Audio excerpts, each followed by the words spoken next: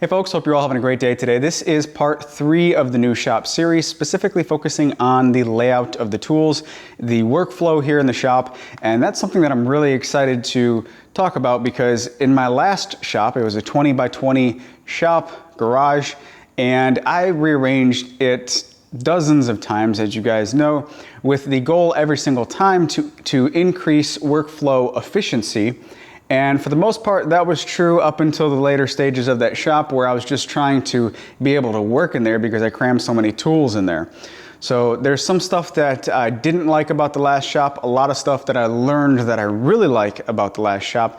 And in this video, I'm going to walk you through up to, I think I had 10 different shop arrangements on the computer on SketchUp before we even moved into this place. So hopefully, I've done all of the rearranging on the computer and I should be able to just set up and get working here in this shop for the most part. Anyway, I'm going to switch over to SketchUp and I'll walk you through what I've learned over the past several years of setting up my shop over and over. Before I get into the SketchUp model, I want to show you what, in my opinion, is the best workflow that I've ever had in any of my shops, and it was this particular layout. Now, if it was the best, why didn't I continue with it? Well, that's because I got more tools and I simply didn't have enough space. So I had to move stuff around, sacrifice a little bit of workflow efficiency for increased amount of tools that I could actually use. So what we have here is a 4 foot by 8 foot assembly table right in the middle. Doesn't have to be 4 foot by 8 foot, but this is just what I was working with and probably what I'm going to go back to. As a matter of fact, I am going to go back to this. This is the center hub of the workflow wheel, I guess you could say.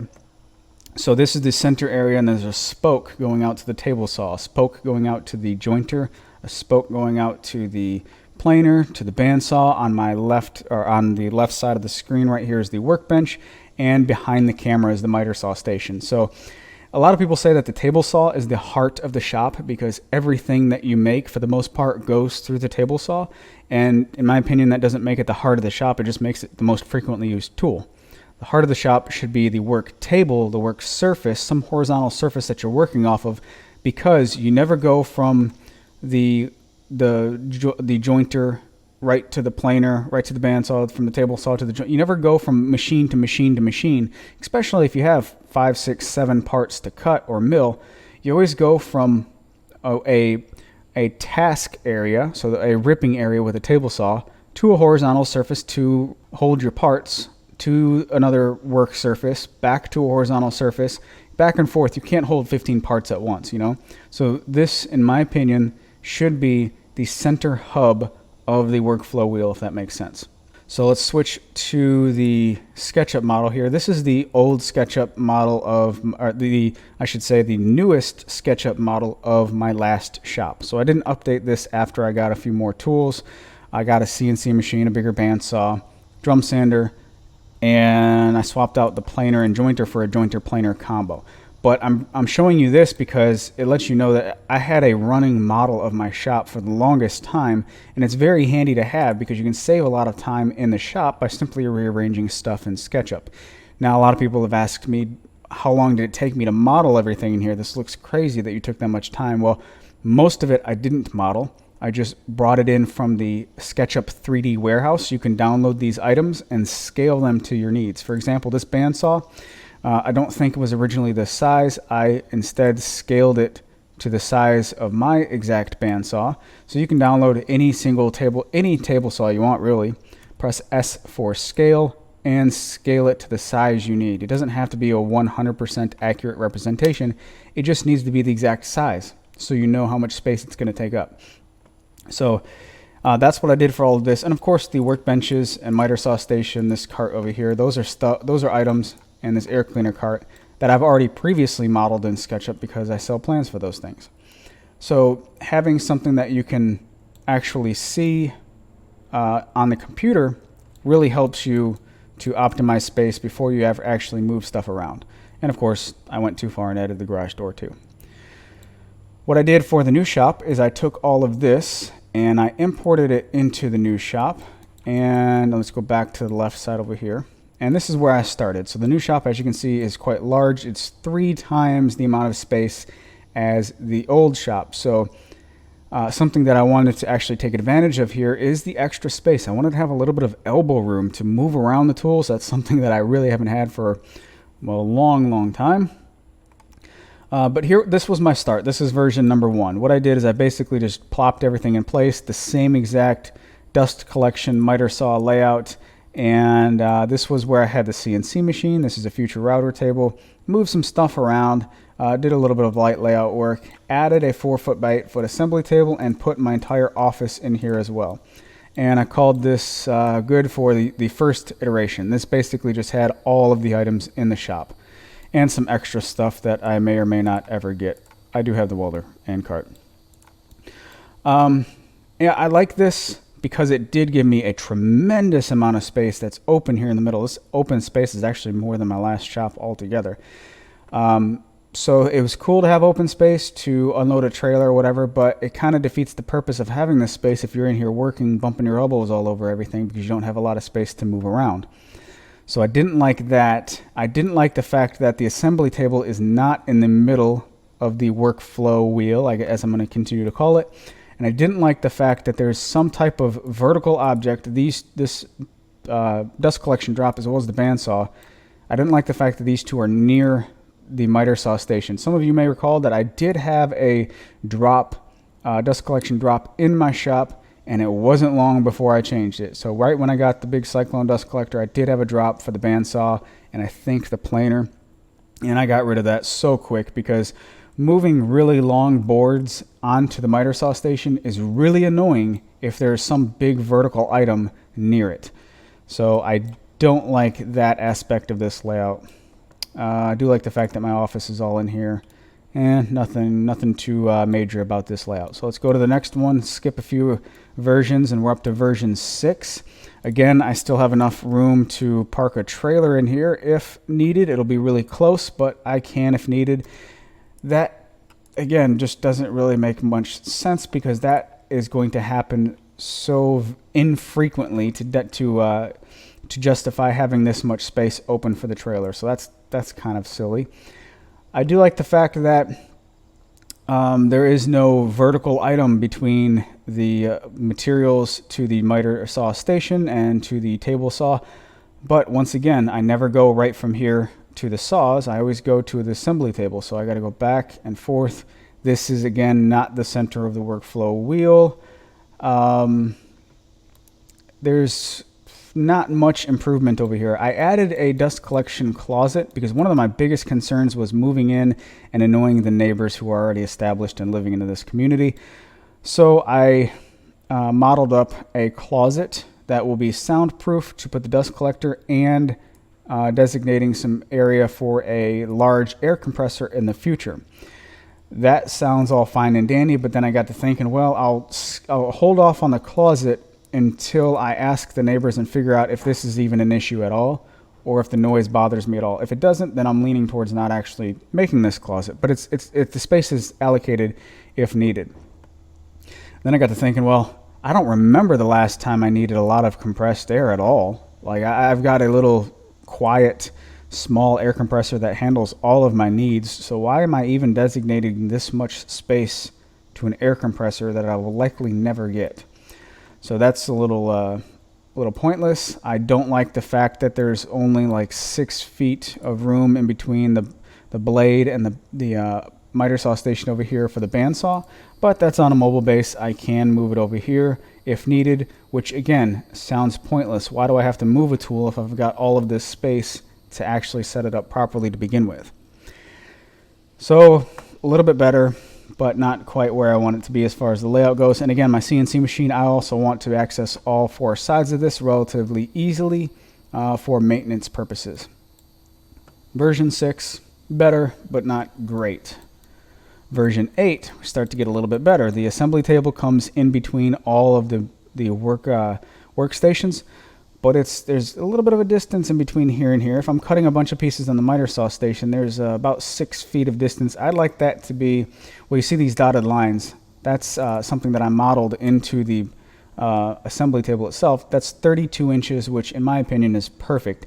If the miter saw station's right here, it allows me to make a cut, turn around, and use the table for stacking and sorting and whatnot, turn around, and I'm right back at the station. So I think 32 inches is a really good number to be at as far as the distance from the assembly table.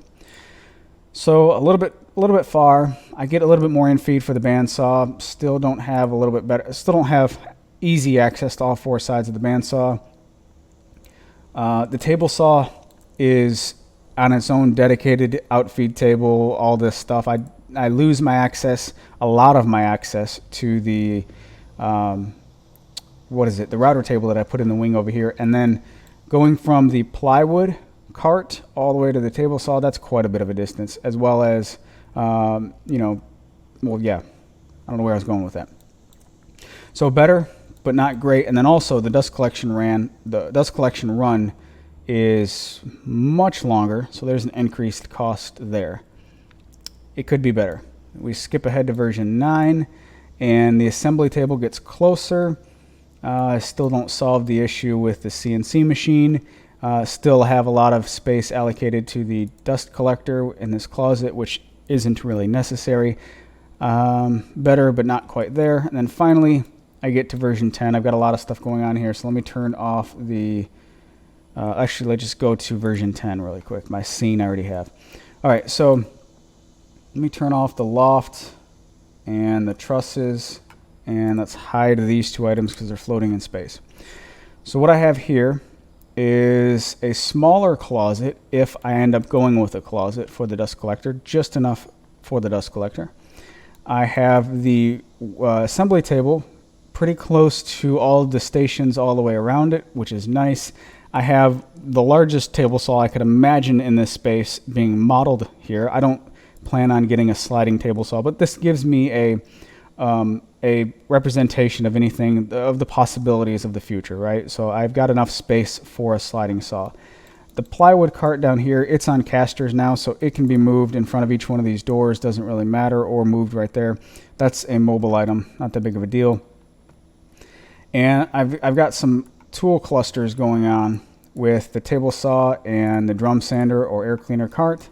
And then this tool island, which has the jointer planer combo, future router table, CNC machine with access all the way around very easily, and the bandsaw. The bandsaw has got a lot of in-feed and out-feed.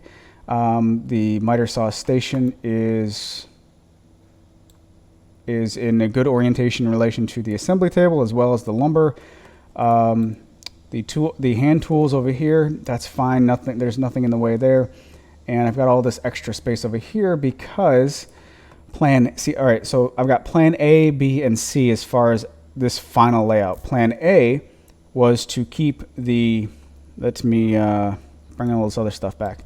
Keep the office downstairs, my computer and these cabinet stations. Plan A was to keep them downstairs. Plan B was to put them in the loft. Confusing myself. Plan B was to put them in the loft and wall off this area, insulate it really good, have a separate mini split up here and a mini split down here so that I have this extra space to work in. That ran into some problems as far as the rest of the attic space being vented.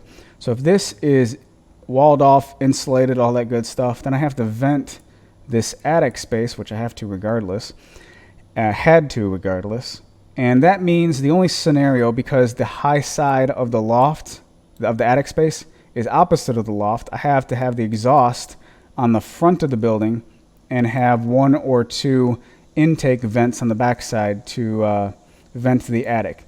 It sounds kind of crazy or silly, but I did not want to do this specifically because it would look ugly on the front of the shop. The front of the shop looks really clean, looks really good curb appeal. If I put this big ugly vent in the middle, in my opinion, it just really wouldn't look good. So it wasn't the end of the world to keep the office stuff down here and then just use this loft as attic storage.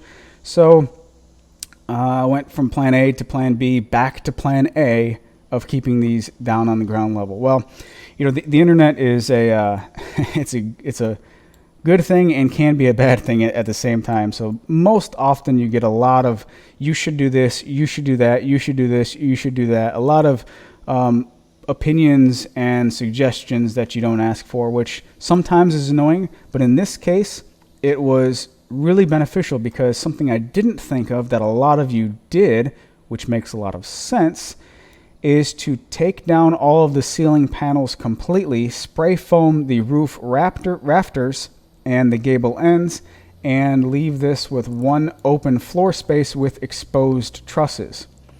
One open volume of airspace, I should say, with exposed trusses. That way the roof is insulated. All of this air can blend with a fan here or there, whatever. And I could put a 3-zone mini split system, 1 up here, 2 on the bottom, and have both environments heated and cooled. I don't need to build any extra walls. These are all like 2x4 studded walls right now, so you can't fall off. But I don't need to build any extra insulated areas, and I can work up here in the loft and look down onto the shop as I'm working, which actually sounds pretty cool to do. So that's the route I'm going to go. I am going to spray foam the roof trusses. I am going to pull down the ceiling tiles completely, and I'll have a triple zone mini split. So I guess this is plan C, back and forth and back and forth and back and forth. So it's cool to get all of this layout design, all of this, done on the computer before I even get into the shop, and it gives me a lot better perspective on changing stuff around. So that's the plan. Oh, also, I could take this even further because a lot of people said, let me hide these doors. A lot of people said that these stairs, the run is way too long for the amount of rise that I have here. This is taking up too much space, and there's the landing down here is just stupid small. And I would agree with that. So I think what I'm going to do, a lot of people said just shorten this up and you'll gain more wall space and corner space, but I can take that a step further, I think. I can get all the heavy items up to the office up here, and at that point, once the office is set, I doubt any heavy items will need to come up or down at all, if ever. So what I can do, I'm contemplating this idea still, is to just completely remove the stairs altogether and then put a spiral staircase somewhere in the back. So instead of having all of those stairs taking up the space, I literally only have about as much space as a flagpole or a fire pole or bandsaw really in the back to get up to the office. And what that leaves me with is a lot, if I can get rid of these real quick, a lot of extra floor space altogether. Now I don't want to designate anything for this extra floor space right now. That's not really necessary, and it's just flexible options going forward. So if I do everything that I just mentioned and I do the layout as I have it here, there's still so much space to work in here. I can do all kinds of extra stuff, and I don't have any issues with elbow room bumping into other tools, and I have a really good workflow. So all of that to say, that's the plan. It's always open for interpretation, but that's where I'm going to start, and I don't see any need for any changes. Got all the work done on the computer before I even moved anything in. That's it for this video. It's a little bit long-winded. In the next video, I will cover the studding and insulation and paneling on the lower walls, and then moving all the stuff into place. So you guys take care, have a great day, and I'll talk to you in the next video.